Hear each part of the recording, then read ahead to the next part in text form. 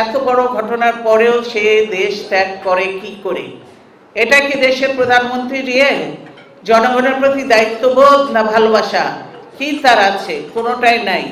কারণ সে মনে করে এই জনগণের ভোটে তো আমি প্রধানমন্ত্রী হইনি, আমি হয়েছি যে ওইভাবে বা বাক্স ভর্তি করে কিছু তার ছেলে চামুন্ডা আছে তাদেরকে দিয়ে করে আমি প্রধানমন্ত্রী হয়েছি, তাই সে জনগণের পরোয়া। তিনি যদি সেদিন তখনই বলতে পারতেন এই ঘটনা আমার দেশে হয়েছে, আমি আমার এই প্রোগ্রাম ক্যান্সেল করলাম, তাহলে বুঝতাম যে সত্যিকারে উনি জনগণের প্রতি দরদি আছে এবং জনগণকে যখন ভালো বলে যে আমি আপনাদের জন্য আছি, আপনাদের জন্য জীবন দিতে প্রস্তুত, মনে হয় না জনগণ জীবন দিয়ে গেল কিন্তু উনি ভ্রমণে ব্যস্ত থাকলেন।